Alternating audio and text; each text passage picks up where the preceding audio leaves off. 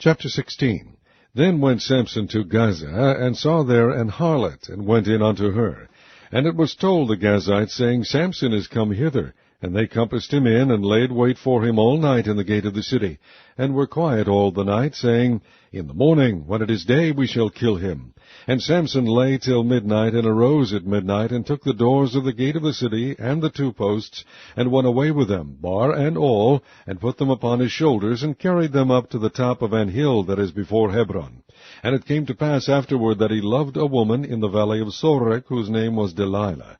And the lords of the Philistines came up unto her, and said unto her, Entice him, and see wherein his great strength lieth, and by what means we may prevail against him, that we may bind him to afflict him, and we will give thee every one of us 1,100 pieces of silver.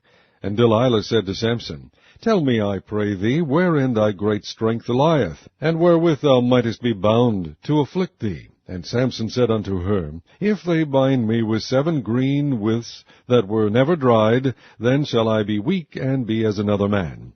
Then the lords of the Philistines brought up to her 7 green withs, which had not been dried, and she bound him with them. Now there were men lying in wait, abiding with her in the chamber. And she said unto him, The Philistines be upon thee, Samson. And he brake the withs, as a thread of tow is broken when it toucheth the fire. So his strength was not known. And Delilah said unto Samson, Behold, thou hast mocked me, and told me lies. Now tell me, I pray thee, wherewith thou mightest be bound. And he said unto her, If they bind me fast with new ropes that never were occupied, then shall I be weak, and be as another man. Delilah therefore took new ropes, and bound him therewith, and said unto him, The Philistines be upon thee, Samson. And there were liers in wait abiding in the chamber, and he brake them from off his arms like a thread. And Delilah said unto Samson, Hitherto thou hast mocked me, and told me lies. Tell me wherewith thou mightest be bound. And he said unto her, If thou weavest the 7 locks of my head with the web. And she fastened it with the pin, and said unto him, The Philistines be upon thee, Samson. And he awaked out of his sleep, and went away with the pin of the beam, and with the web. And she said unto him, How canst thou say, I love thee, when thine heart is not with me? Thou hast mocked me these 3 times, and hast not told me wherein thy great strength lieth. And it came to pass, when she pressed him daily with her words, and urged him, so that his soul was vexed unto death, that he told her all his heart, and said unto her, There hath not come a razor upon mine head, for I have been a Nazarite unto God from my mother's womb. If I be shaven, then my strength will go from me, and I shall become weak, and be like any other man.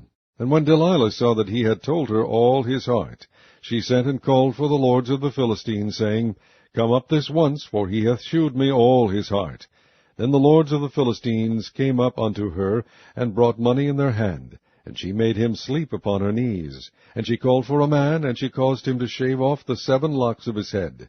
And she began to afflict him, and his strength went from him. And she said, The Philistines be upon thee, Samson. And he awoke out of his sleep, and said, I will go out, as at other times before, and shake myself. And he wist not that the Lord was departed from him. But the Philistines took him, and put out his eyes, and brought him down to Gaza, and bound him with fetters of brass. And he did grind in the prison house.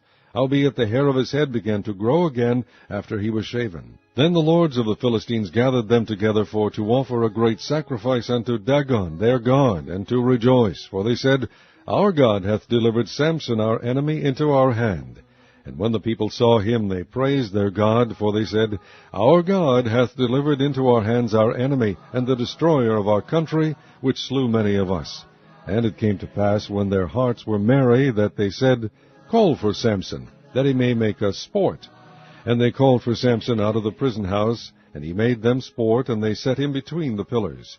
And Samson said unto the lad that held him by the hand, Suffer me that I may feel the pillars whereupon the house standeth, that I may lean upon them.